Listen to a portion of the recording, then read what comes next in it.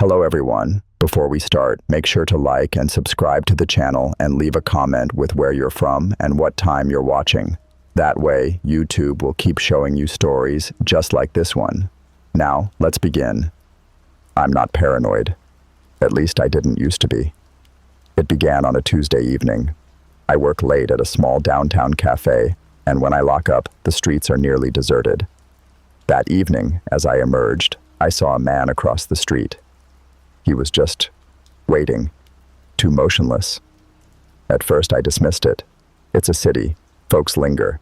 But walking to my vehicle, I felt it, that intense sense of being watched. I looked back and there he was again, same place, same stance, just staring. The following night, he was there once more. Same time, same location. This time he smiled, not a warm smile, a slow, measured one, as if he wanted me to realize I was the only one he was seeing. By the third night, I began parking nearer the cafe entrance. I'd lock up quickly, holding my keys like a guard. But when I ventured outside, he was nearer. Across the street now, no phone, no cigarette. Staring, and that smile. Wide, fake, like his face couldn't remember how to end. Friday evening, I decided to approach him. I wasn't going to live this way. I screamed across the road, "Do you need something?" He cocked his head, that smile growing wider. Then, slowly, he lifted his hand and waved, the way you'd wave at someone you've known all your life. I drove away in my car, heart pounding, but when I returned home that evening, my gut fell. A sticky note on the door of my apartment. No message, only a doodled smiley face, the very same smile I'd been encountering all week. I phoned the building security. They scanned the cameras, and that's when things hit home. There was video of him entering the lobby, no camera video of him exiting. I didn't sleep that evening. Any creak of my apartment gave me a fright. At 3:17 a.m., I heard the faint echo of footsteps in the corridor. Slow, intentional, and then a light tap on my door. The knock was light initially, almost courteous. 3 gentle taps, far apart, as if he had all day in the world. I stilled, holding my breath, hoping he'd leave.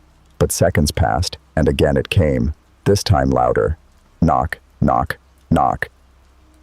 I pulled out my phone and called 911, speaking in a hushed tone to the dispatcher. The knocking ceased. Then, from outside the door, I heard him laugh, not a regular laugh, low, muffled, as though he was jamming his face against the door to inform me precisely where he was. "I like the way you're so quiet," he said softly. "You'd make this too easy." My blood froze. I retreated, heart thundering so loudly I could hardly hear the dispatcher's question of whether or not I was safe.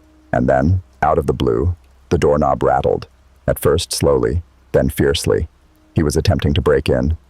"Police are on their way," I yelled. The rattling ceased immediately, and then silence.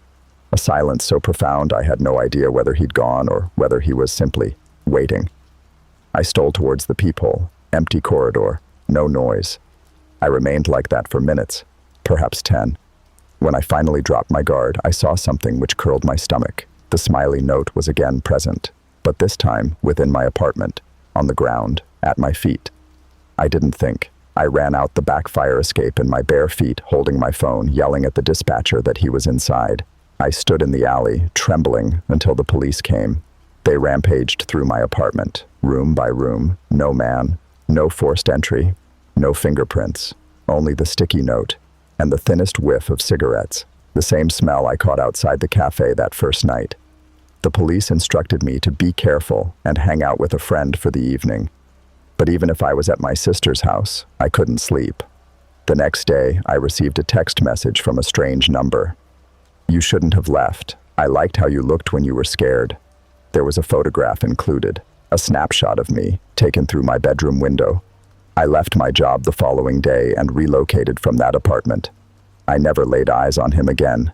But occasionally, when I'm out after dark, I think that same weighty glare from across the street, and wonder, how many other individuals has he stalked home?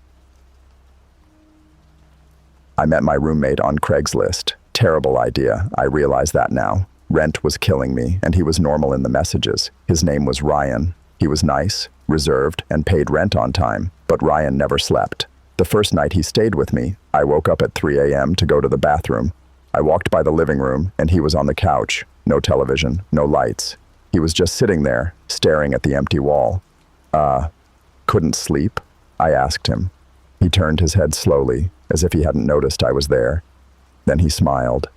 Too big. Just thinking. I made myself laugh and returned to bed, but that smile was seared into my memory. For the following few weeks, I would notice things. Each knife in the kitchen was always spotless, lined up in size order, even if I hadn't yet washed them.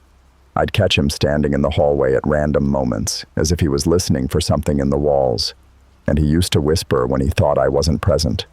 No phone, no one else present, just rambling to himself. One night, it was 2 a.m., and I had gone to get a glass of water. Ryan was sitting in the table in the dark. No lights. His eyes were open wide, shining in the moonlight. He didn't budge, didn't blink, just spoke. "You walk heavy. I can hear your heartbeat when you're sleeping." I stiffened. "Excuse me." He grinned again, showing his teeth. "I like it. It's slow. It's calm. It means you're easy to surprise." I tried to brush it off, but that night I locked my bedroom door, and at 4:12 a.m., I awoke to the sound of someone attempting to open it. I stiffened in bed, holding my breath. The doorknob creaked lightly, once, twice, then ceased. "Ryan?" I whispered, my voice trembling. "Nothing." I leaned into the door, listening. After a few seconds, I caught the slightest breathings, long and regular, just beyond. My heart pounded so hard I was afraid he might be able to hear it. "Why is your door closed?" He spoke softly, but there was a tone in his voice I hadn't previously noticed. A cutting tone. "You don't have to close it," he stated. "I would never do anything to harm you." Then, after a moment, he breathed softly, almost mockingly, "Unless I had to." The next morning, I discovered him in the kitchen, drinking coffee as if nothing had occurred. He smiled when I entered. "Sleep well?" he asked. I couldn't even glance at him.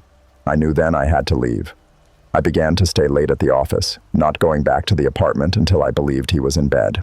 One evening, about 11:30 p.m., I came back to discover the lighting in the living room was low and Ryan on the floor, covered in pictures of me. They were all printed on plain paper, cut out with disturbing accuracy. Photos of me returning home, brushing my teeth, even sleeping, taken from within my room. I stepped back. "What the fuck is this?"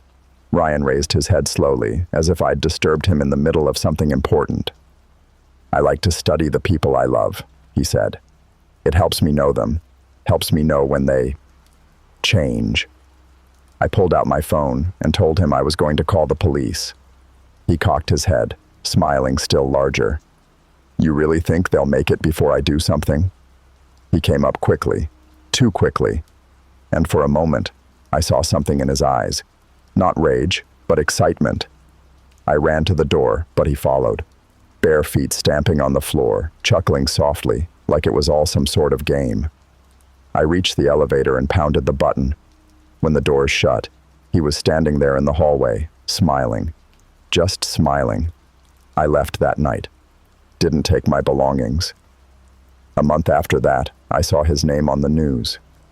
He had attacked his new roommate, with the same knives he had lined up in our kitchen, and at times, when I wake up in the middle of the night, I can swear I hear his voice in the blackness.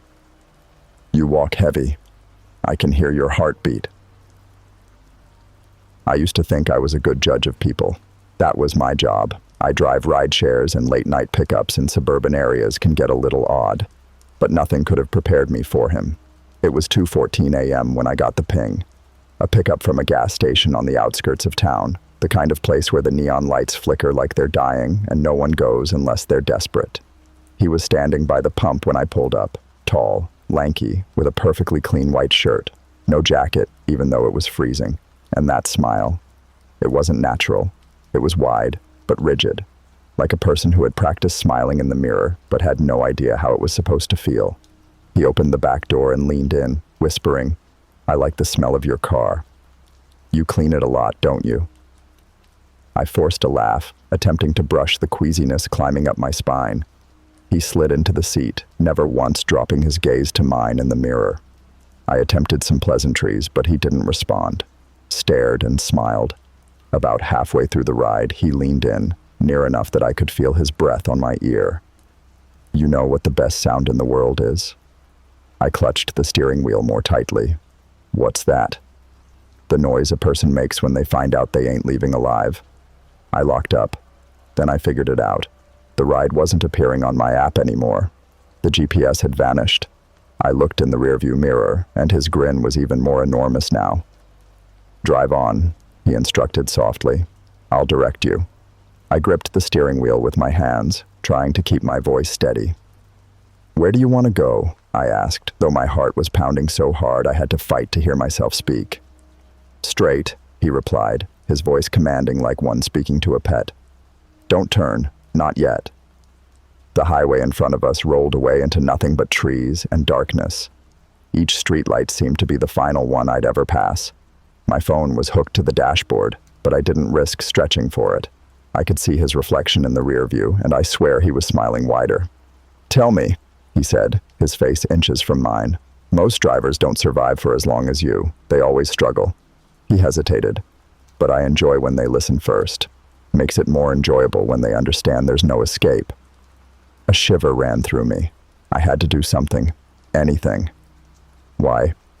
Why are you doing this?" I asked. "Why?"